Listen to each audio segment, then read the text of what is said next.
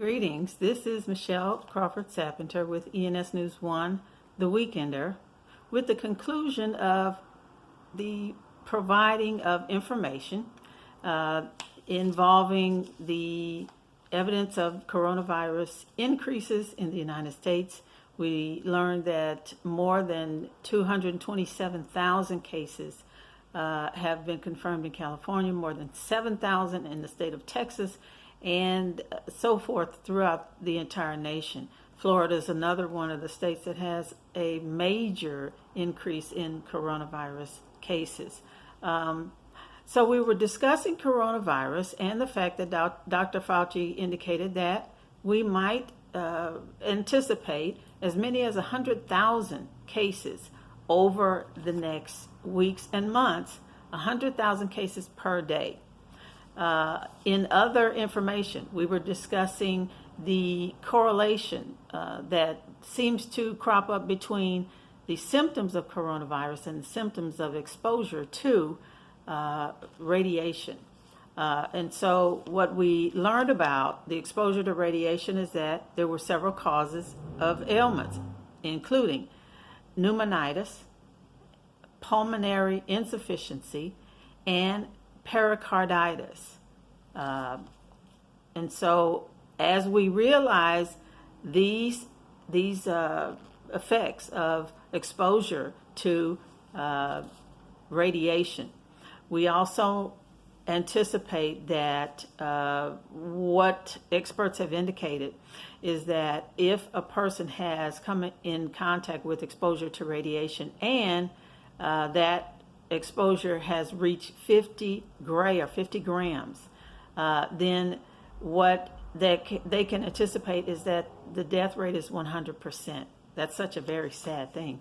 However, if there's been no exposure or low exposure, then the recovery rate is either immediate or over a period of time, a period of years.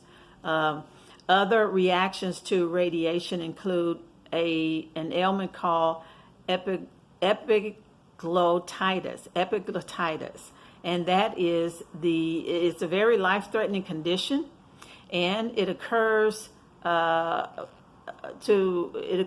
the tissues that are located around the windpipe. There's inflammation of those tissues located around the windpipe that ultimately cause swelling and cuts off the air passages to the lungs, so that it creates an inability to breathe. The final bit of information that I'd like to share with you are the symptoms of either and each of the ailments that are associated with exposure to radiation. Those ailments are, once again, the pneumonitis, the epiglottitis, the pericarditis, and each of these having such a direct correlation to coronavirus. What has been provided in terms of information is that sufferers experience shortness of breath, an inability to breathe, fatigue, weakness, nausea, diarrhea, vomiting, fever, sore throat, headache, congestion, dizziness, blue lip syndrome, excessive coughing, muscle and body aches and pains, and a runny nose. So that concludes the report. So if you follow the remainder of the report, the news report in this article, you will find also that there are images that provide some bit of information about what the new technology looks like, and perhaps will bring you closer to some knowledge as to what you can anticipate as you get along out in public and hopefully avoid any contact with coronavirus. So at this time, I'd just like to say thank you and hope you join us again, and have a great weekend.